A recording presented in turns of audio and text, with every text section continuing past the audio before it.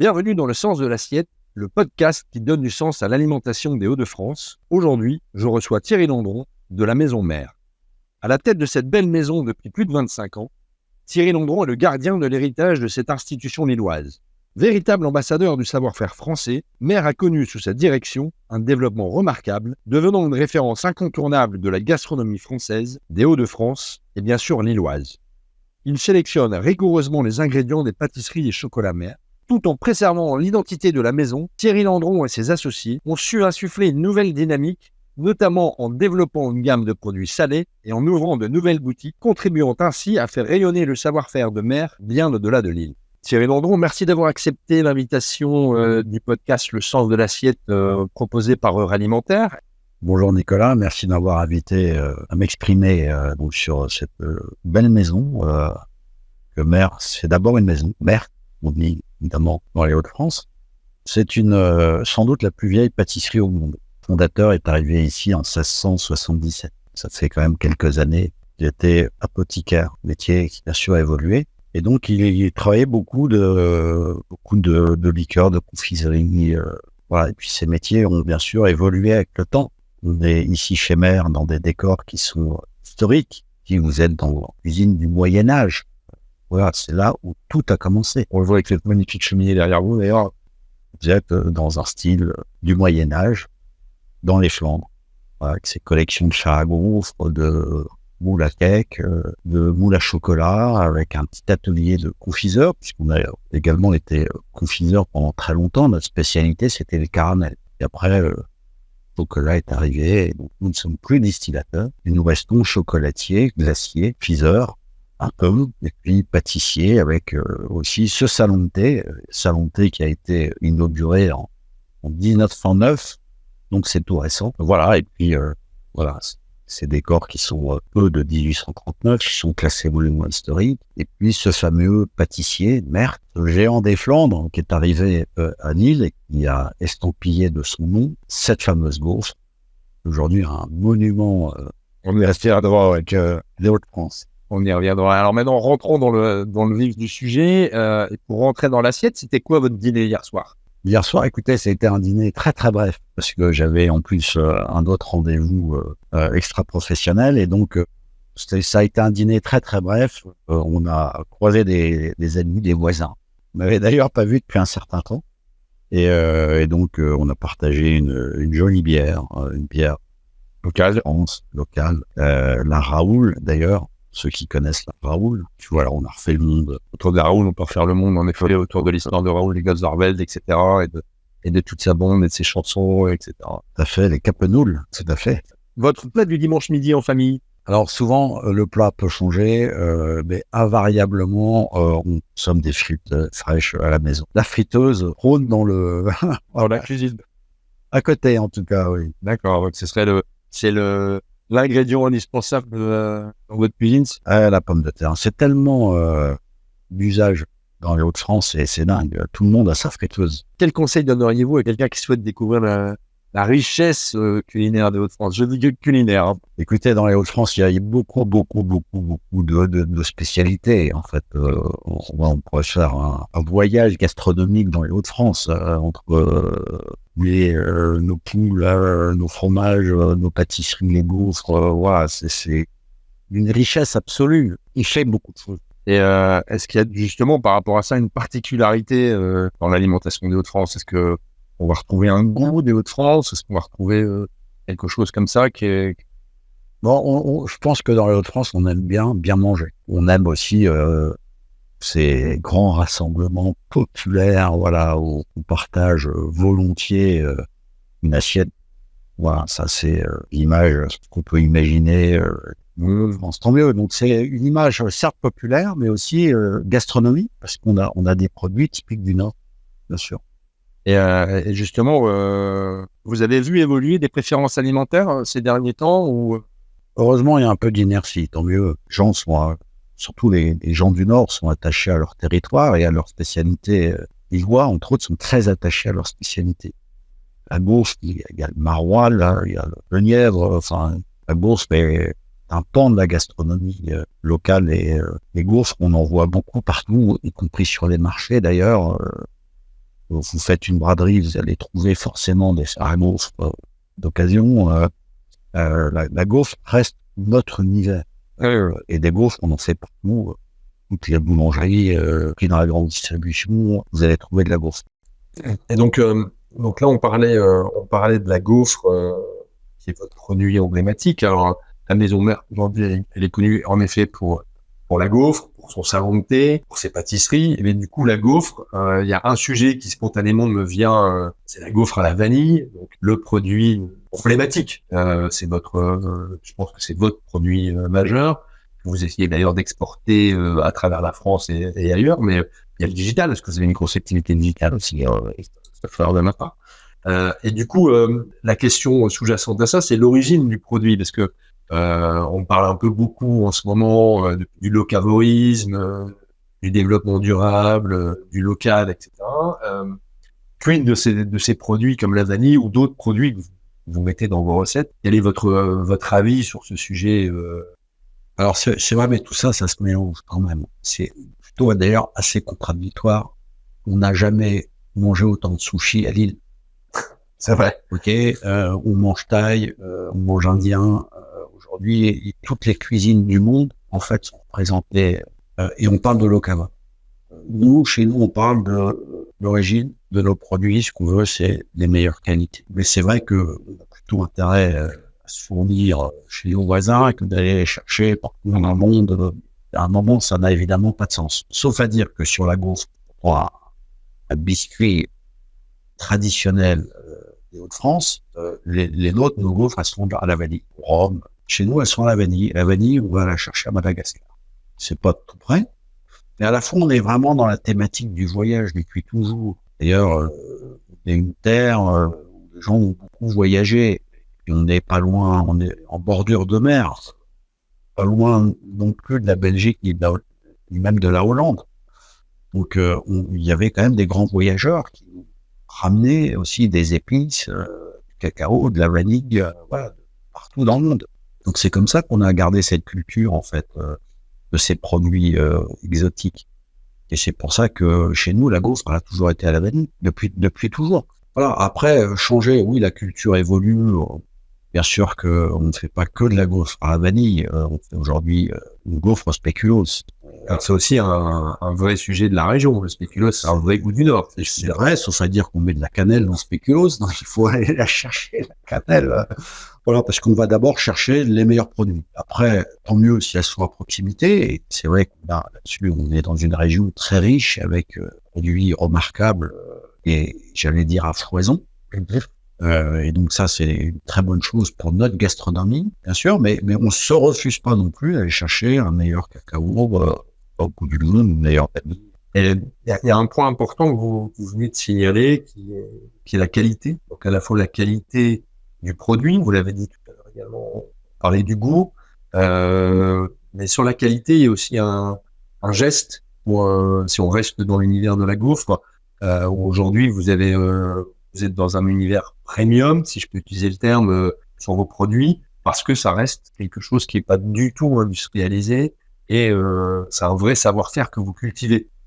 Bien sûr, mais nous, on travaille beaucoup la transparence. Bien sûr qu'on peut être locavore, mais il faut quand même savoir d'où vient le produit. Tracer le produit, c'est quand même essentiel. Souvent, on ne sait pas d'où vient le produit. Il s'avère aussi que aux achats, on a aussi des produits dédiés pour notre maison. On a un beurre dédié pour notre maison. C'est un avantage, bien sûr, mais difficile parce que fabriquer un produit pour une maison, c'est un peu réducteur. On a plutôt vocation à massifier. Voilà, donc ce qu'on cherche, c'est bien sûr la qualité, c'est garder nos savoir-faire. On est depuis toujours dans la transmission. Quand j'arrive chez Mère en 1996, mon premier objectif, c'est de préserver nos savoir-faire pour ensuite les transmettre. Il y en a aussi des générations de pâtissiers. Voilà, ça se transmet de famille en famille. Et ces petits savoir-faire, cette expertise, ça se transmet par la main de l'homme.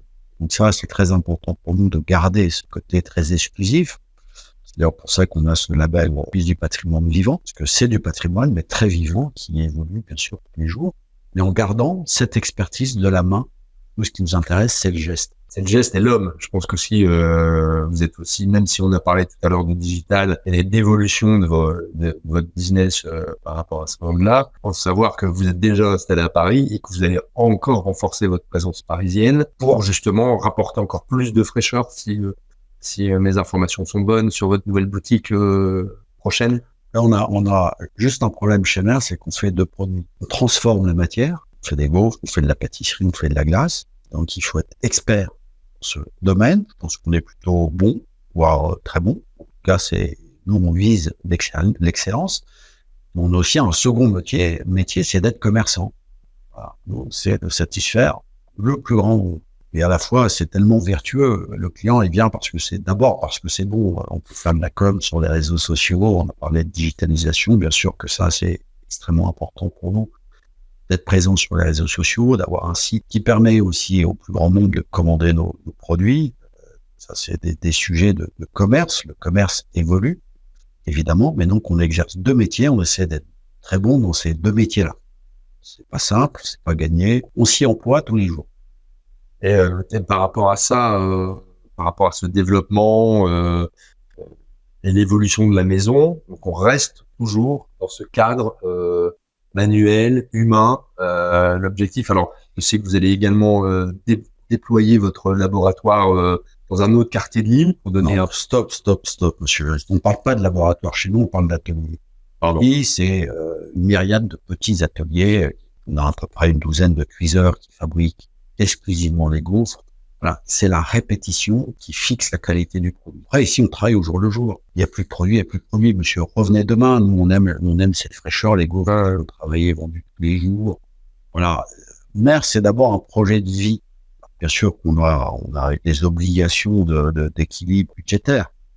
Mais c'est pas notre principale préoccupation. Notre principale préoccupation, c'est de faire de la qualité. C'est d'avoir des clients qui viennent et qui reviennent. Asseoir notre notoriété. Parce que 4 siècles, pourvu que ça dure, on peut penser qu'on sera éternel. Voilà, donc on prend du temps. Voilà, chez Mer, on prend du temps. Voilà, c'est vraiment ça notre sujet. Nous, on focalise d'abord sur la qualité. On est sur un segment premium. C'est la qualité du produit, la qualité de l'accueil.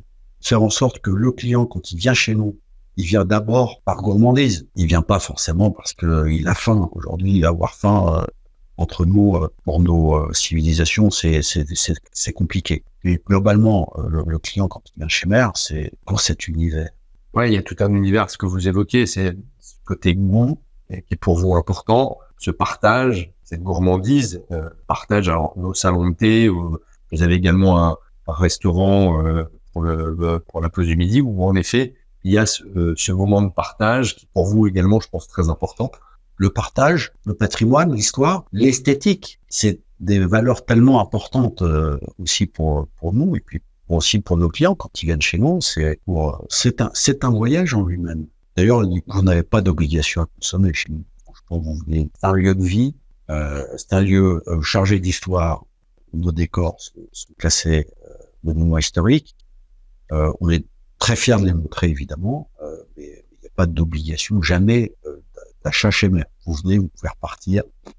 C'est vrai que quand on pousse la porte de la boutique, on s'attend pas à trouver cette richesse de produits entre le chocolat, le thé, la pâtisserie, puis le salon de thé. C'est vrai que on rentre dans un univers chargé en effet d'histoire. C'est pour ça qu'il faut arrêter de pousser les portes. On ouvre les portes. Voilà, bien sûr que la maison est grande ouverte. Et encore une fois, c'est un élément de rayonnement aussi pour la métropole lilloise. C'est une jolie marque. Souvent, quand on a une image du Nord un peu triste et moribonde, c'est vrai que lorsque Lille est devenue capitale européenne de la culture en 2004, ça a été... Voilà.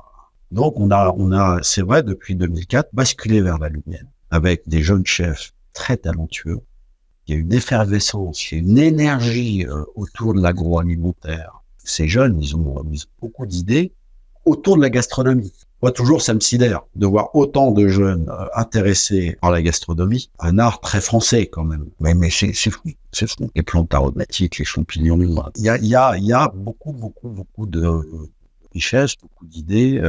Et j'ai l'impression que tous ces jeunes, ils aimeraient bien faire comme nous. Et du coup, vous ressentez certains enjeux qui apparaissent pour les Hauts-de-France dans ce que vous citez. Alors, vous citez certaines startups qu'on connaît qu'on connaît particulièrement évidemment chez Euroalimentaire, mais est-ce que pour vous il y a d'autres enjeux pour les Hauts-de-France en termes d'agronomie, d'agriculture, culinaire? Vous êtes dans un bassin extrêmement dense entre Londres, Bruxelles et Paris. Il y a à peu près 200 millions de gens qui habitent sur ce territoire. C'est énorme. C'est sans doute la plus grande densité en Europe. Alors, ces gens, ils consomment, ils mangent, ils dépensent, ils voyagent. C'est une vraie richesse. C'est d'ailleurs pour ça que Mer a cette dimension quand même assez hors norme dans nos métiers. Et donc, les choses évoluent. C'était pas, les Hauts-de-France n'étaient pas considérés comme une terre gastronomique. Encore une vingtaine d'années, peut-être 20 ans. Aujourd'hui, ça l'est devenu. C'est devenu aussi une région touristique. Hein. Les gens viennent dans le Nord pour goûter de nos plats traditionnels du Nord. Hein. Et tant mieux. Gardons cette culture-là, cette ADN Alors, des Hauts-de-France. C'est intéressant ce que vous évoquez parce que on parle régulièrement d'un goût des Hauts-de-France. On en a déjà un peu parlé avec le spéculoos entre autres. Par contre, il y a un sujet qui est latent derrière tout ça, c'est l'éducation alimentaire. On est aussi on reste sur sa faim, sans mauvais jeu de mots par rapport à ça, et on voit les gens manger mal, trop peu, ou pas assez, ou mal équilibré. Est-ce que vous avez quelque chose sur l'éducation, vous, qui vous parle ou qui vous interpelle par rapport à ça? Est-ce qu'on pourrait faire quelque chose? Il y a l'alimentation, il y a aussi la sédentarité. Enfin, il y a plein de choses à transformer, juste notamment dans les Hauts-de-France. Alors, bien manger, on peut évidemment bien manger. Faut-il encore savoir faire la cuisine? Alors, on a vu on y reviendra après, mais pendant la crise sanitaire, énormément de gens se mettre à cuisiner, même certains faire du pain. Du très bon pain. Du très bon pain, merci. Mais ça, c'est quelque chose qui pour vous est déjà arrêté. Des gens sont repartis, fond de balle, la restauration rapide. Je sais pas, je pense qu'il y a quand même des tendances assez lourdes. J'ai connu le déjeuner d'affaires, pour pas le citer, à l'Huîtrière, il y a 40 ans. Aujourd'hui, ça est pratiquement passé, bien sûr. Donc on est sans doute sur une restauration, une gastronomie plus festive, peut-être plus accessible également. C'est pas qu'une question de prix. Après, ce qu'il faut, c'est éduquer les plus jeunes. Moi, je suis toujours très content de voir des familles arriver chez Mer avec leurs enfants qui vont goûter pour la première fois la gaufre. Je peux vous dire que la mémoire gustative, elle est très puissante. Et donc, il faut, faire découvrir aux plus jeunes le meilleur de nos produits dans les Hauts-de-France. Et surtout, ne pas hésiter, y compris à consommer de la chicorée. C'est un produit un peu désuet, mais tellement sain. Voilà. Donc, ça fait partie de l'éducation familiale, quand même. C'est aussi aux parents à éduquer les enfants. Et aussi à l'école, on doit aussi sensibiliser les enfants, c'est le cas. Mais c'est vrai que le gras, c'est le goût. C'est vrai que on dit toujours que dans la frite, c'est quand même la mayonnaise. C'est deux écoles. Il y a frite mayo, frite ketchup. Il y a deux écoles. Hein. Vinaigre aussi. Exactement. Et en revenant rapidement sur la crise sanitaire, vous avez vu une évolution à cette crise alors vous avez été fermé pendant 2 ans, quasiment. On a compris que nous n'étions pas essentiels. Voilà. On pose ce postulat, on peut se dire qu'on peut fermer la boutique. Alors certes, on n'est évidemment pas essentiel, mais mais vous faites partie des plaisirs de la vie, si je peux me permettre. S'il n'y a pas de plaisir, ça reste des petits plaisirs, pour qu'on en dise très abordables. Voilà. Et encore une fois, quand on vient chez Mer, on est quand même dans la thématique du voyage. Mer, c'est un univers différent. Et donc, bien sûr que c'est du futile, mais très utile. Donc, il faut garder ces petits plaisirs, bien sûr. Et donc, on vient de parler de ce confinement où les gens se sont mis à cuisiner. Vous avez, vous, personnellement, modifié vos habitudes alimentaires? Alors, je ne le sais pas forcément, mais vous êtes un grand sportif. Vous êtes président, entre autres, du Water Polo Club, de Lille. On a parlé de l'île 2004, où aujourd'hui, vous êtes président également de l'île 3000, donc vous rayonnez dans cette sphère culturelle et culinaire. Mais est-ce que vous, par rapport à tous ces événements-là, vous avez changé votre alimentation, ou en tant que grand sportif, vous étiez déjà top de l'alimentation? Alors, pour maigrir, contrairement à ce qu'on peut penser, on maigrit pas en faisant du sport. On est bien maigri. Voilà. En mangeant mieux et moins, sans doute. Voilà. Donc il faut de la volonté pour ça. Et dans le sport, il faut de la volonté. Dans les affaires, il faut de la volonté. Tout ça est très lié d'ailleurs. Moi, ce qui m'intéresse, c'est le brassage. Et surtout pas de travailler en silo. Ce qui m'intéresse, c'est le brassage avec les gens, la culture, le sport, l'alimentation. Et ce qui m'intéresse au-delà de tout ça, c'est le rayonnement. Moi, je prêche pour mon territoire. Et l'excellence, mine de rien, l'excellence, ça fait réfléchir. Parler d'esthétique, le beau, le bon, la performance, ça fait réfléchir et je pense que c'est donner aussi une belle image d'un avenir peut-être meilleur pour les jeunes. Et vous pensez qu'il y a quelque chose à faire, qu'on pourrait imaginer des choses pour sensibiliser justement ces jeunes sur une alimentation plus saine, plus variée? Il y a des choses, des initiatives à imaginer ou... Oui, mais alors ça existe déjà. On a des tiers-lieux où on peut faire la cuisine aussi dans des quartiers. Voilà, il y a aussi potentiellement des bénévoles aussi qui peuvent aider. Aujourd'hui, vous avez un lycée, des possibilités de déjeuner sur place. Voilà, aujourd'hui, l'association qui s'appelle Manger aussi, qui avait pour vocation à faire goûter pour un prix très modeste à des produits de qualité plutôt des Hauts-de-France au plus grand nombre. Et dès qu'on fait un événement autour de la gastronomie, on voit bien que un engouement populaire, notamment je pense aux food courts, voilà, où là on est sur des lieux de partage, on voit bien que c'est des choses qui fonctionnent. Nous on aime ça dans le Nord, on aime les grandes fêtes, les grands rassemblements. Avant de conclure cet épisode, j'ai 2-3 petites questions. Sucré ou salé? Alors j'aime pas les mélanges sucré-salé, par contre je suis les deux. Welsh ou carbonate flamande? Alors le Welsh c'est pas forcément du Nord. On est bien d'accord. Mais quand même, c'est super bon. Et enfin, la question piège, gaufre ou merveilleux de chez Fred? Alors, pas les deux, pareil, pas les deux à la fois. Une gaufre, c'est bien, ça se déguste. C'est plutôt un cadeau. On est dans l'univers du cadeau. On va offrir une spécialité culinaire. La gaufre, c'est quand même facile. Conservation assez longue. Un merveilleux, c'est un dessert. C'est un peu différent. L'usage est un peu différent. Mais le merveilleux, c'est gourmand. C'est super bon. Ça plaît au plus grand nombre. Le prix est quand même de mon point de vue, très raisonnable. Et d'ailleurs, ça fonctionne. Il en a ouvert des dizaines et des dizaines. Super. Merci beaucoup Thierry Landron pour ce partage autour du sens de l'assiette et ce podcast très bien. Merci Nicolas.